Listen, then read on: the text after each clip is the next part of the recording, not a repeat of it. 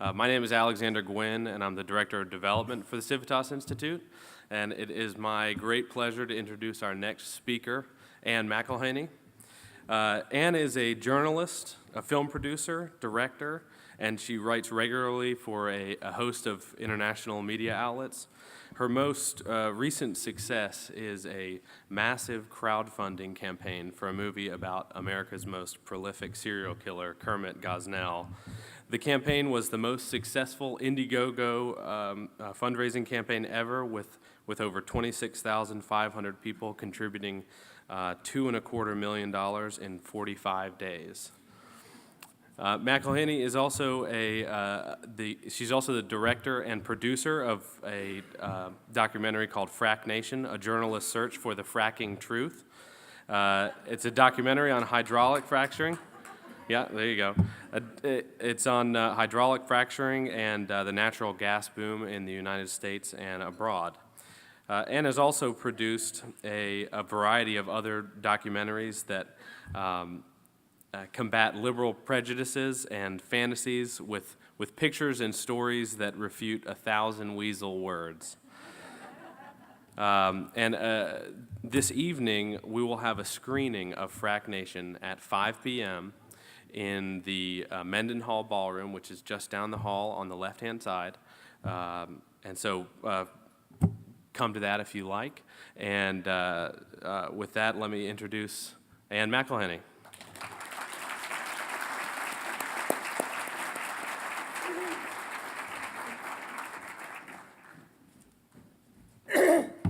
I'm going to need water. It's great to be here. I want to tell a really very quick story about North Carolina. I just love the Carolinas, just so you know. And we have this sort of joke with my husband that I'm constantly saying, I really want to come and live here. It's a long story, but I don't know if some of you know that I was invited by some of the young Republicans to speak at... Were you there? Oh, you're the girls. You're my... These are my people, okay, just so you know. So UNC, the young people there had invited me to speak about, I suppose it was about fracking then. And then I got disinvited. Suddenly the funding was withdrawn. And, you know, thank God for the internet. Thank God for crowdfunding. Thank God for Andrew Breitbart. Because we don't have to sit around waiting on the powers that be to give us the power to do anything anymore. We're going to do it ourselves. As some of you who know me, I'm going to have to talk really fast because I want to talk about fracking and I want to talk about Gosnell, and I want everyone in this room to give at least $1 to the Gosnell campaign, because we have 27,000 people who've given money now. It should be 100,000 people, because we should be telling people that this is the most important story in America. But I'm going to start with fracking. And I know some people here are very interested in that. Here's my energy policy. I don't know what yours is, but this is mine. Cold beer and washing machines. And one of the big problems, and I know a lot of you during these days are mourning and worrying and wondering about young people going to the most expensive universities in the world, in this country, to become stupid. And one of the biggest stupidities that they have achieved after doing their PhD in feminist ethnomusicology at Berkeley is that they have no idea where electricity comes from. So, you know what I really wish we should really do with them? And I know you're related to some of them. I'm related to some of them myself. I think they should live a little without electricity. Just for a while, 6 months? And, you know, it might be the most valuable thing that ever happens to them.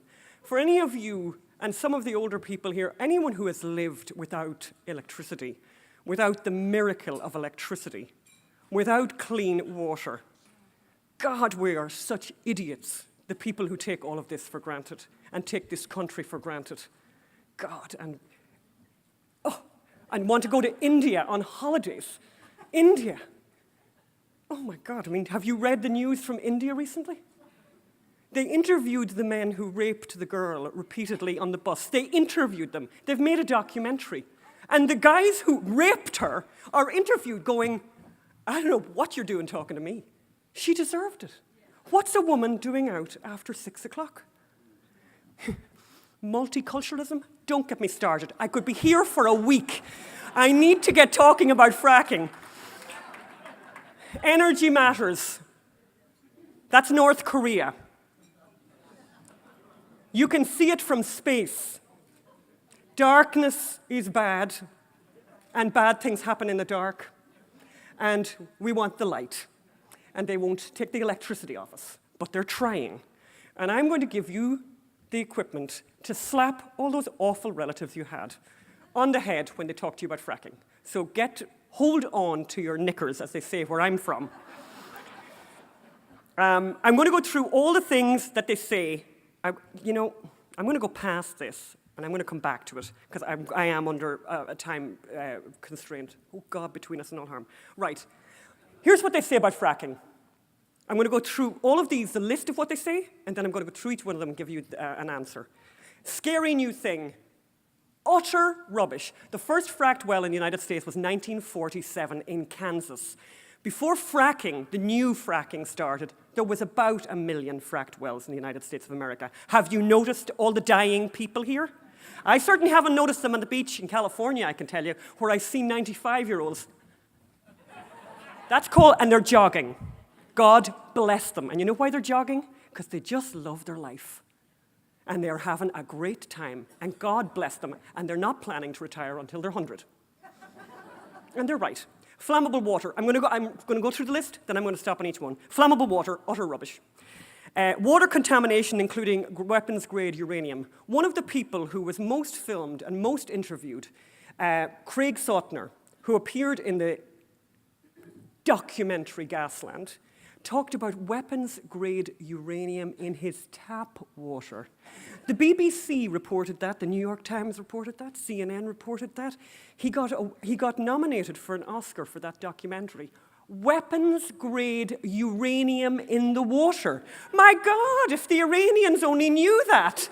It's in the tap water here. You can just open up the tap and you've got weaponized uranium. Yeah, and that's what journalism is nowadays. You interview people and you just let it go without actually doing any kind of, look at the mentalist I've just talked to, which you should do, because if you're a journalist, your job is actually to be a little bit more critical than to become a stenographer for mentalists. Seismic activity, utter rubbish. I'll get into seismic activity. Carcinogens in fracking fluid. I'm going to go through what's in fracking fluid. Cancer in general. And anyone who talks about things being carcinogenic, here's the bad news, and most of the people in this room who have oodles of common sense know this: living is cancerous. It's a real bummer, but guess what? Living is cancerous. I'll get into more details on that. Infant mortality, yawn. I'm just yawning at infant mortality. CO2 emissions. We didn't sign the Kyoto Agreement or ratify the Kyoto Agreement, and guess what's happened to CO2 emissions in the United States of America? No one can rival us. No one can rival us because we're replacing coal with natural gas. And by the way, I don't think coal should ever die. Unregulated. Unregulated, I'm going to get to unregulated. And then the last one, I love this. Fracking is responsible for, watch it, prostitution, STDs, murder, impotence, blindness in horses, stop fancying your husband, and eczema. Okay, let's get the facts. The water has always been flammable. And if you go home today and discover that the water in your tap is flammable, oh, lucky you. Because it means that somewhere near you there are hydrocarbons. And you might be getting a phone call or a knock on your door from an oil or gas company because they might want to be drilling under your house, which would be really good news. Because I have to say, in all of the work I've done on fracking, there is a little part of me that has this kind of serious jealousy for these people who do get that person who comes to the door. And I will tell you how the conversation goes. We've done a survey of your land. We'd like to give you a check for $1 million today. And then what we're going to do is we're going to give you 20% of whatever we make. And I've met those people. And you know what they look like? Yeah. Typically they look like that. I'm trying to stay friendly with them. These are my people. We can talk later, any of you who have mineral rights. Oh, and I'm just going to say this one thing about mineral rights right now because I'm going to forget to say it later, and it's super, super important. And I heard Jim DeMint talking there about exceptional, amazing, amazing America. Don't even get me started. That would take at least a week. But here's something that a lot of people don't know. My ladies know because I told them the last time. This is the only country on the planet Earth where individuals can own mineral rights. It's huge. How many of you knew that? Because I can't believe people don't. I knew you knew it. But it's amazing the number of people who don't know that. So in every other country, the king owns the mineral rights, or the government own the mineral rights. Under your own land, they own the mineral rights. In this country, you own the mineral rights. You talk directly to the gas company. You don't need some intermediary. You're not you're very smart. You can talk to the gas company yourself. You don't need any government agency mediating on your behalf. The water was always on fire. I don't think the water was on fire in a lot of your houses, and I'm sorry about that. It's a tragedy. I keep on putting a light to my own faucet, but there you go. What's in fracking fluid? I'm going to do this really fast. The stuff that's in, first of all, most of fracking fluid is water. It's all basically all water. Then it's sand as a kind of an astringent, yeah? And then there's certain amounts of chemicals. And here's what I can't read the glasses. Can you see it there? Can everyone see it? Just very quickly, it's things like the sort of stuff that you put on your lip, like lipstick, that sort of stuff. That kind of stuff is in it. Things like salt, the kind of stuff that you have under the sink for cleaning. Did anyone think that was a toxic heap? Stuff like that. Guar, by the way. Guar gum is one of the big things. And we use that in, there's the people. Did everyone hear them? You use it in ice cream. Have you seen the big toxic worries about ice cream lately? This is Lisa Jackson, the former head of the EPA. She said many times under oath that she knew of not one case of water contamination caused by fracking. And guess what? She was really looking. This is a what is this? This is a thermoelectric plant. This thermal, which the environmentalists, they love this, right? This causes seismic activity. This causes constant seismic activity. This is the largest hydrothermal plant on the planet Earth, and it's in Northern California. What else do we have in Northern California? In terms of seismic... Yeah, but that's where they located the hydrothermal plant, and it has constant, weekly, daily tremors. And have you heard the environmentalists talking about that? Shocker, no. That's who they are. That's who they are. I could say a lot about them. I always have a lot to say about environmentalists, with the emphasis on mentalist. This is the seismic activity for the Geysers hydrothermal plant in Northern California. Doesn't that look scary? I'm moving on. And we talk about cancer. There are carcinogens in cabbage. I know it's really bad news, but there are lots of carcinogens in cabbage, and here are they. Here are the carcinogens in cabbage. Here's the thing about carcinogens. If you took that one little element out of the cabbage and only drank that every day for every meal all the time for like a year, you'd probably get cancer. But funny, we don't eat like that. So we eat small, tiny quantities of carcinogens all the time. And you know something? I think we're looking pretty good on it. And, it's interesting. They're fracking in Beverly Hills. I don't know if you've been to Beverly Hills recently. I think the worst tragedy in Beverly Hills is some really bad cosmetic surgery. But other than that, people are living very long and looking pretty well, despite the fact that their faces... Something like that. And the carbon footprint, as I mentioned before, the carbon footprint has been vastly improved because of the fracking in the United States. That's what our CO2 emissions have done because of fracking. And all those awful Europeans, don't even talk about them. As my husband says, you know what we are? We're recovering Europeans, but we're okay now. I used to say to people, I used to be a liberal, but I'm okay now. Regulation. When people talk about regulation, we need more regulation, and Obama has just introduced these new environmental regulations on fracking for state land and for Indian territories. There is a ridiculous amount of regulation already controlling fracking. It's at a level that's ridiculous already. And when we talk, and this is going to segue beautifully into my next topic, when we talk about regulation, I start to get super, super, super agitated. So just bear with me, yeah? Because the same people that talk passionately about the need for regulation to safeguard the public from the dangers of fracking because they care about the children. I'm always worried about people who say they care about the children. For me, it's almost like a trigger. It's like, get away from me, you who care about the children. Because here's who they are. In Pennsylvania, the people who cared about the children and care about fracking allowed Kermit Gosnell to murder women and murder children for over 30 years.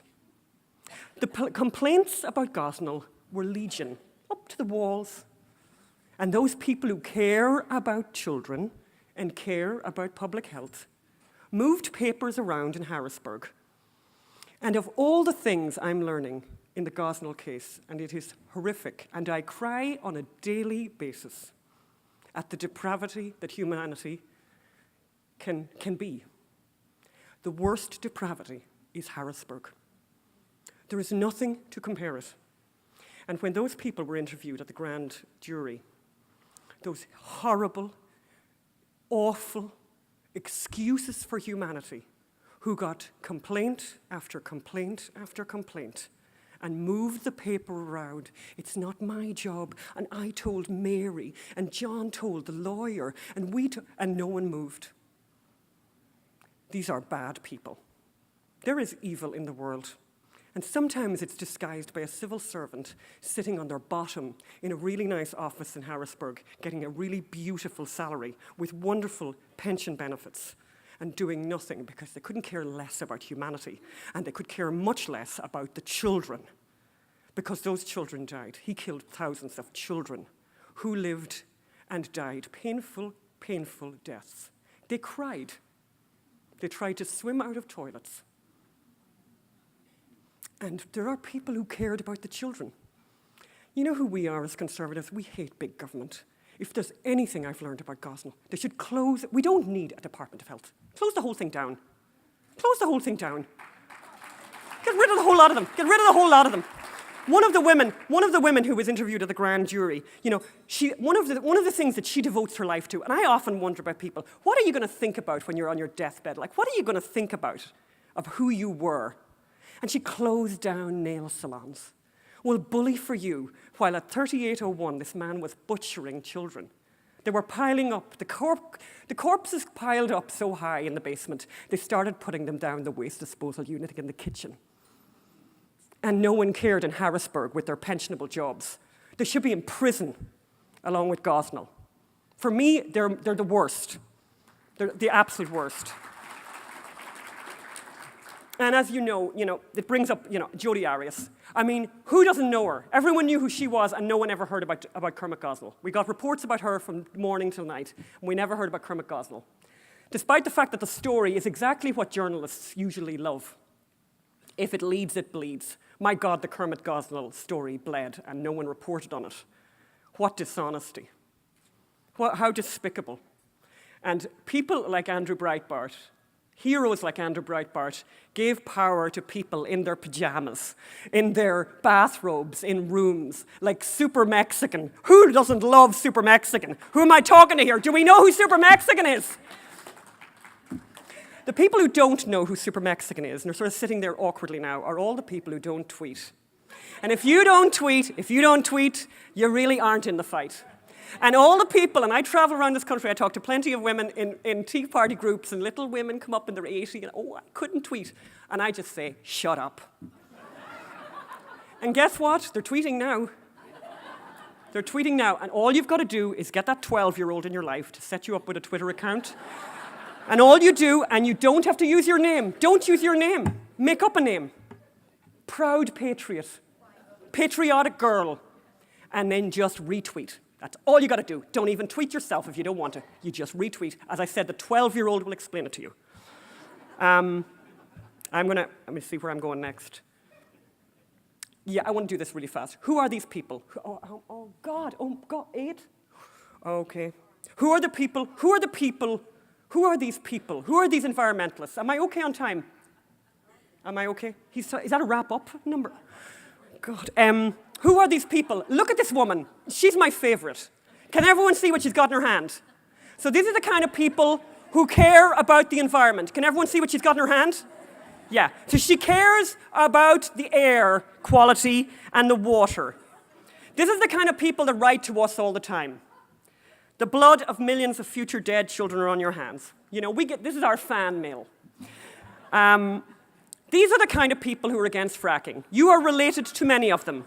Many of these children will sit at your Thanksgiving table. And they're very tough to deal with. I'm not even going to say anything about that. Celebrities are against fracking. But then celebrities, you know, fly around the world in private jets, and life is really good. And then ladies of a certain age who have too much time on their hands can often get involved and embroiled in causes that are beyond them. And you need to talk to them sensibly and explain to them how they are loving our enemies if they hate fracking. That's who they love. And then there's too many people who watch too many episodes of Dallas. And it softened their head, and they have this irrational, nonsense idea about oil. Oil has made everything gorgeous. Everything, pretty much everything that you love about your life is connected to oil. Pretty much. And this is America. This is the country. This is the incredible country. And I often say, it is incredible where the shale is. It's almost like a miracle, because it seems to happen that the shale is where there are really poor communities. That's certainly the case in California. It's certainly the case in Pennsylvania. It's certainly the case in New York State. And it is extraordinary all over the country. There are these shale plays that have transformed communities. And the thing I love to say to people, and I think people forget that, is shale and fracking is about hairdressers. Everyone gets affected. All boats rise. If people have money, they're going to get their hair done. So everyone does well. You know, shops that have been shuttered are suddenly opened. It's just great. I'm going to quickly talk about Gosnell, and I'm very much under pressure here. We decided from a very early moment that it's incredibly important that we get the word out. This is America's biggest serial killer. I know what the definition of a serial killer is. It's somebody who has killed more than 2 people on separate occasions. Gosnell is in prison, convicted of killing 3 babies and of the manslaughter of Carnamina Monger. And yet he doesn't appear on any list of serial killer. I want to quickly just talk about, there's heroes here and there's bad people here. Kirsten Powers is a hero. For those of you who are in the know and are really in on the whole Gosnell story, you will know that conservatives were tweeting, conservatives were talking, conservatives were writing about Gosnell. But the rest of the world had never heard of him, never. Until Kirsten Powers on April the 11th wrote an op-ed in USA Today. If you haven't read it, you will read it today. Kirsten Powers wrote an article that said, "Have we forgotten what deserves to be on the front page? We have infant beheadings in Pennsylvania today, and this is not on the front page of the newspaper." And everything changed because of her. The judge spoke multiple times on the next day they sat and said, the media, there is heightened media, there is media coverage, media has arrived, media are here. He just kept saying it. He said it because suddenly the court wasn't like the Marie Celeste. Suddenly people were there, and the story got some reporting. If you ask anyone who's not a conservative who Kermit Gosnell is, I guarantee you they won't know. And there's my husband. And here's what happened to him, and I just think this is incredibly interesting. I had no interest in abortion. I knew nothing about abortion, and it wasn't my thing. And Phelim would be even worse. And here's what happened, and as my mother used to say, it's sort of like the hand of God. Phelim was traveling around Pennsylvania screening Frack Nation, and he had 3 days off, and he phoned me, and I said, don't come home. Stay there and relax. Don't be coming back to LA and whatever. And he went to Philadelphia, and he found out that there was a court case on, and he went into the court alone. There was no one there.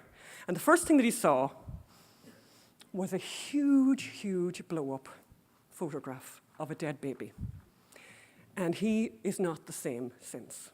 And he came back, and we had got investment for a different movie. And that's a really difficult thing to achieve, and we sent the money back. We sent the money back, and we said, there's nothing else. This is it. This is the only thing that we have to do.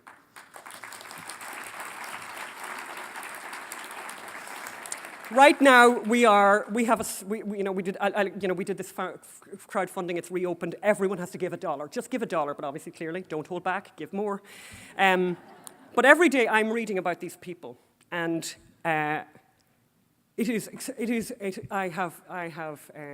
have cried continuously, and I have been frightened because who spends time really thinking about evil and the nature of evil and the origins of evil? I certainly never spent time doing that, right? I mean, you'd hear news items about ISIS and stuff, but then you kind of try to go on. My days are spent reading about this stuff, reading about these excuses for humanity. These people who were capable of the most extraordinary things. The one on the right-hand side at the bottom, Eileen O'Neill, possibly shouldn't be there, but she worked as a faux doctor, a fraudulent doctor. She didn't do any of the abortions. All the other people, obviously you see Kermit at the top, he was a doctor, not an OBGYN. All the others had a CV with something like this: 8th grade education, hepatitis C, cocaine habit, Oxycontin habit, sexual abuse, bipolar, and that's the people who worked in the clinic for him, and that's the people he trained to kill the babies, so that when he wasn't there, they could deal with it. And the descriptions of what those people told under oath in the courtroom in Philadelphia changes you forever. Because here's what I know about abortion now. People don't know what it is. That's the problem. It's the only problem. It's the only reason they have an opinion. So people who are pro-abortion do not know what abortion is. And that's what we're going to do with this film. We're going to make sure people really know what abortion is. And it's not going to be easy. This guy made me physically ill last week. This is Steve Massoff. He was another fraudulent doctor that worked in the practice. I somehow think he's in a different category. You know, he's sort of middle class. He went to the West Indies to study medicine, couldn't get a residency, worked in a bar, and then met Gosnell. His description of the clinic is, I have never read anything like it.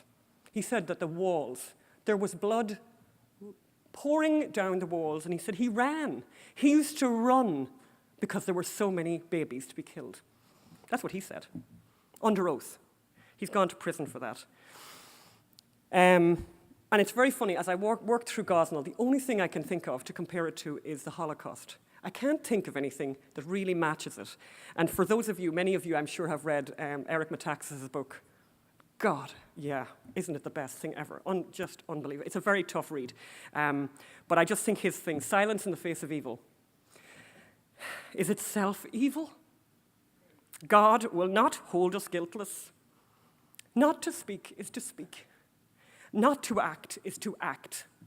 And that brings me to Tom Ridge, a Republican, Tom Ridge, who, because of his decision to not put any barriers in the way of women's right to choose, was singly responsible for the fact that no one ever crossed the threshold at 3801 Lancaster for 17 years.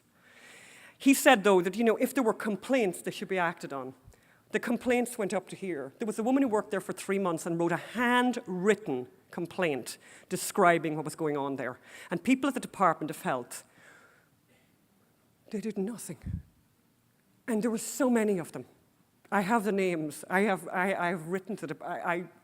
Anyway, there's a lot to be said about them. The School of Nursing in Philadelphia sent students to Gosnell's clinic.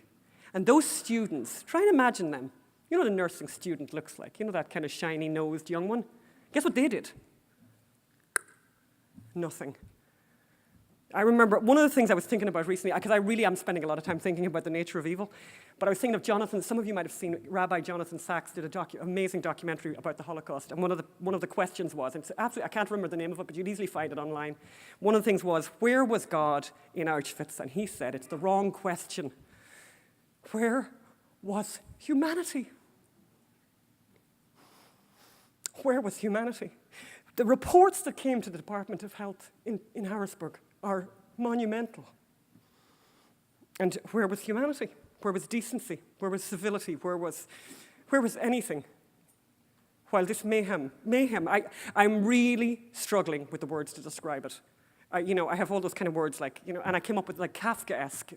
Any of you who know the works of Kafka, it has that Kafkaesque feeling to it. Nothing makes sense. Nothing makes sense. I have to tell you good things now, because we have to think about good things. Unbelievably good things have happened. So once we decided to do this and we started telling people, amazing. I don't know, how many people here love Michelle Malkin? How can you.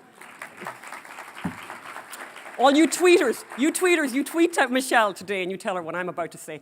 We told Michelle Malkin before we took this up, we said, Michelle, we're going to do this. Could you help us? I will do everything I can for you, she said. And guess what? She did. She did. She donated to us, I think, 4 times. I think almost $10,000 of her own money. That's who Michelle Malkin is, just so you know. But there are also those 27,000 people. See the number up there? It says 26,000. The campaign has reopened. Remember what I've said to you. Let's make it 100,000. Just send $1 and get your kid to send $1. And if you do that, then you'll be on the mailing list and you'll constantly hear what we're doing. These are the heroes here. Sarah Palin tweeted. You know what happens when Sarah Palin tweets. The world stops. Good things happen. And then a really great thing happened. A woman who gave me $10,000 in Colorado is like phoning me saying, what can I do? I want to help you more. And thinking, oh my God, I just love you. And I've made friends. I've made these most beautiful friends. I've made beautiful friends here in North Carolina. I will not shout out your name, madam, but you are there and I see you. There are great friends here. But this lady in Colorado, she said to me, what are we going to do? Oh, God, we need to get you on the Rush Limbaugh show. And I'm thinking, I'm never going to get on the Rush Limbaugh show. And she said, I know someone who knows Mr. Schnerdley. And I said, you got to get me to talk to Mr. Schnerdley. So I got a contact. I spoke to Mr. Schnerdley, and I got 15 minutes on the Rush Limbaugh show. And my colleague Magda had the computer, because you can see the money going up. And she just kept refreshing. There was literally smoke coming out of the side of the computer as the money came in. Just great, And these people were great. And you support many of these people. SBA list, unnatural. And by the way, and I'm sorry Jim isn't here, the Heritage Foundation were off the charts. And if any of you know Bridget Wagner from the Heritage Foundation, total rock star. Amazing, absolutely amazing. The Charlotte Lozier, Students for Life, amazing. Just great. Those people were fantastic. And those people are all trying to get money for themselves. So when they send out a letter, it's a tough one for them, asking for money for somebody else. So just the best. They're just the best. And this is the team. This is us. It's me and my husband and Magdalena Segeda. As I said, after I married my husband, the next best thing I did in my whole life was meet her. She is a complete rock star. She's one of those people, anyone who runs a business, she's one of those people who, if you had to replace her, first of all, she's irreplaceable, but 10 people wouldn't be able to do what she does. You know those kind of people? Anyone who employs somebody like that, lucky, lucky, lucky you, because I am really lucky that I met her. And this is what happened. We broke every record known to Indiegogo, the biggest funded film on their site ever at the time. Let me see what I've got next. And then, oh yeah, hang on, back. And then look what happened. One of your own Nick Searcy will direct the Gosnell movie. From Justified, wonderful guy, a great supporter. He was a fantastic supporter from the very beginning. And this is the team working in his man cave in LA. He has a bar in his man cave that came from North Carolina. And I have had some beers at that bar. And I wanted to share with you, people write to us. When they give money, they also can write messages. And I just want to share some of them because I was really moved by Kevin and Sam Sorbo's video message. My previous donation of $100 was not nearly representative of what I would love to give to see this film made and distributed to as many people as possible. My latest donation of $500 is more than I am comfortable with, but what is my comfort compared to the horrors Gosnell inflicted on innocent men and women? I just adore this woman. When I'm clearing my replacement windows and a neighbor goes by, I smile. Best money I ever spent. When at the end of my life, and I am standing before God, he'll see my donations here. Look me in the eye and say, best money you ever spent. I just think she's great. And there's my information. You can write to me at gosnellmovie@gmail.com, but you will also go to the gosnellmovie.com site and give $1. And obviously, the 10,000 is great too for any of you who have that money spare. This film will be filmed in the summer. It will be edited in the fall. and it will be out in early 2016. And it's game-changing. We're going to do something no one's ever done before. I don't think people... I just didn't know anything about abortion. I genuinely thought it was a bunch of cells. I've seen the pictures to tell another story. And those pictures weren't from activists. They're the pictures that were shown in a courtroom under pain and possibility of perjury. These are evidence from an ME's office. So they have that independence to them. And I just think we feel super strongly that the children's lives, those lives, Phelim has an amazing thing he says about them. He says you could live a really long life and have a kind of an unremarkable story. And these children, they have a story. And it's a remarkable story. And it has to be told. They have to be remembered. Each one of these individuals who had this horrific birth and short life, and who struggled. And they had people, I mean, I think one of the strengths of the film is that the people who stood and gave evidence were not pro-life. They were medical experts. And they asked them, do these children feel pain? And they said, and it was just, it's awful what they said. They said they feel cold, that they're really cold, and that you have to keep them warm, and that they really are sensitive to the light, so you have to keep the lights low. And so that when children are born in hospitals and they know they're not going to make it, that's what they do. And I know people who work with preemies, and they are so kind to them and so loving to them in their last moments. And these children were in the big light, and they were left in Tupperware. And they were unbelievable, treated like trash, like worse than trash. And you know when you hear people talking about their animals, and I have no issue with that, and people, how much they love their animals. And I'm thinking, can't that humanity be extended to these people? Yeah, anyway, a little bit emotional about all this. It's a horrific education I'm getting. And I'm gone from zero, which is not where a lot of you were. I've gone from zero, where I have no real opinion. I have an opinion now, and it's very similar to Kirsten Power's opinion, and the guys here know very well what her article said, which was, because she said, you're all appalled, she sort of said to the USA Today crowd, you're all appalled by the fact that these children were born alive, that they were beheaded, and she said, calm down, because guess what's law in this country? It's legal to do it when it's inside the woman. That's exactly what they're doing inside. And she said, it's just geography. And it's morally irreconcilable that you are disgusted by it being outside the womb and you think it's okay inside the womb. And I'm like, that girl is amazing. And anyone who doesn't know her story, you know that she had this amazing conversion, Christian conversion. I mean, she's a bit of quality now. I am really happy to take questions. Have I just messed up badly here? No? Because I've actually stopped. And I'll take questions.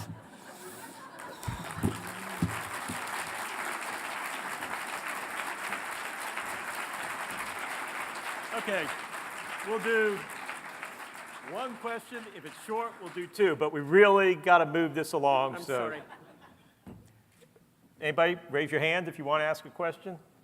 Oh, there's somebody. That's a lady there. Just shout.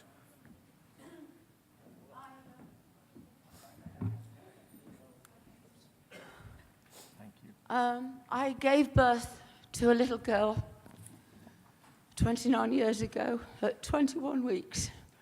They wanted to abort her. I wouldn't let them. And she was profoundly deaf.